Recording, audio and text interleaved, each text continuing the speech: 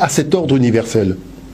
De l'autre côté, vous avez quelque chose de complètement ahurissant qui va dire que tu vas imposer un ordre humain sur l'ordre naturel, ce qui nous a donné la pollution, les changements climatiques et tout le résultat que nous avons, c'est le résultat de tout cela. Vous voyez?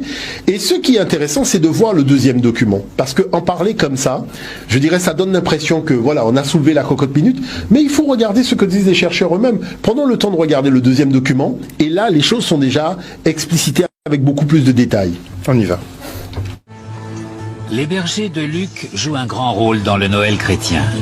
Mais d'après le professeur Vermèche, cette référence exclut que Jésus soit né en décembre. De Jésus qui fait toujours autant débat, je pense qu'on cherche encore, surtout sachant que les principaux écrits qui relatent sa vie datent de plusieurs siècles après sa mort présumée.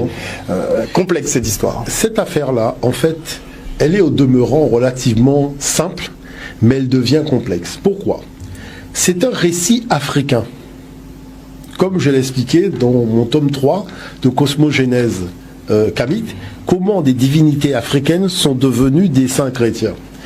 Toute la trame de l'histoire se déroule au sein d'une civilisation matriarcale qui fait de la spiritualité par la religion.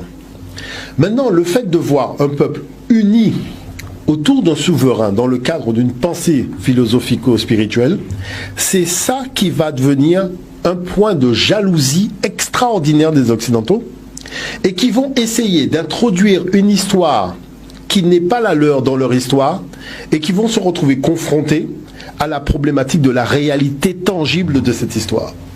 Parce que le problème de fond, c'est que il y a des historiens juifs qui sont censés avoir vécu entre -1 et +7. Mais il n'y en a aucun qui cite l'existence de quelqu'un qui aurait marché sur l'eau et multiplié les pains et compagnie. Voilà le problème de fond. Pourquoi on a des références? Alors, la question, c'est quoi?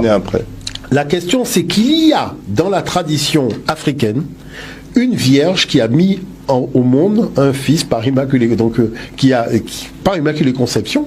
Est-ce que vous voyez l'affaire? Et qui va courir se cacher dans les marécages parce que le souverain qui est l'oncle de cet enfant, qui est Seth, qui va donner Satan, veut tuer cet enfant. Et c'est ça qu'on appelle le récit de la fuite vers les marécages, qui va devenir le récit de la fuite de Marie devant Hérode. Mais il faut trouver quelqu'un de suffisamment important qui va pouvoir justifier la fuite. Mais le problème, c'est que la personne qu'on a choisie pose un problème sur la date. Est-ce que vous comprenez l'affaire? Donc à partir de là, c'est pour ça que quand vous rentrez dans cette affaire-là, vous devenez un prestidigitateur. C'est-à-dire, vous faites des tours de magie, oui, il a marché sur l'eau, oui, mais quand? Où? À quel endroit? Lac de Tibériade. Moi, j'ai été au lac de Tibériade. Moi, j'ai été au lac de Tibériade. Tu vois, des choses que... Non, il faut aller sur place. Parce qu'il faut bien comprendre une chose. J'ai été en Égypte, j'ai été au lac de Tibériade, et vous comprenez que les choses ont été transposées. Alors maintenant, il faut des éléments tangibles. Si on peut mettre l'élément que j'ai amené, mais je vais commenter les images, parce que c'est important de pouvoir montrer le document,